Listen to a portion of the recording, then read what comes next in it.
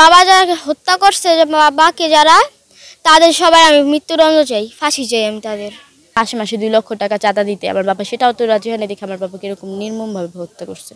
মৃত্যুর বিচার চাই, সবাইকে কঠিনতম কঠিন শাস্তি দিতে হবে, যাতে পরের বার কেউ এটা করতে গেলে যে ভাবে যে এই জিনিসটা করার জন্য আমরা একজনের শাস্তি পাইছে। বাংলাদেশ এখন সচেতন।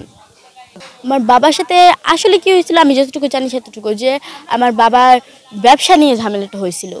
আমার বাবার ব্যবসা ওনারা নিয়ে নিতে চাইছিল, আর ব্যবসাটা ওনার নামে, মানে যারা যারা ওদের নামে দিয়ে দিতে বলছিল। আমার বাবা রাজি হয় নাই, পরে বলছে যে মাসে মাসে 2 লক্ষ টাকা চাঁদা দিতে। আমার বাবা সেটাও তো রাজি হয় না দেখে আমার বাবাকে এরকম নির্মমভাবে হত্যা করছে। এই চাঁদাবাজদের যাতে হয়, শাস্তি হয়, এই বাংলার বুকে যেন আর কোনো চাঁদাবাজ না থাকে। আমার বাবার মতন চাঁদার জন্য যাতে কোনো সন্তান বাবারা না হয়। আসলে বাবা হত্যা যে করেছে এটা আমার পুরোটা দেখায়নি, কারণ এগুলো আমি সহ্য করতে পারবো না দেখে আমার ভিডিওগুলো দেখায়নি। কিন্তু সরকারের কাছে আমার একটাই জিনিস চাওয়া থাকবে, যে যারা আমার বাবাকে মেরেছে তাদের কঠিন থেকে কঠিন শাস্তি হওয়া উচিত, তাদের ফাঁসি হওয়া উচিত। বাংলাদেশে আবার যদি কেউ এই কাজ করতে চায়, এই কথা মনে পড়ে যে তাদের কতটা শাস্তি হয়েছিল এই কাজ করেছে পর, যদি সবাই যদি ভয় পায় এই কাজ করতে, সবাই যদি আইনের ভয় পায়, এটাই আমি বলতে চাই।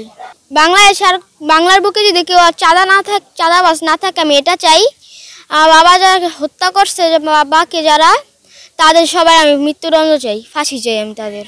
বাবা কত জায়গায় নিয়ে যেত, আমাদের বাসায় কোনো জিনিস অভাব দেয় নাই, সবসময় খাবার থাকতো, ফল ফ্রুট সবই থাকতো, এমন কিছুর অভাব দেয় নাই আমার বাবা আমাকে।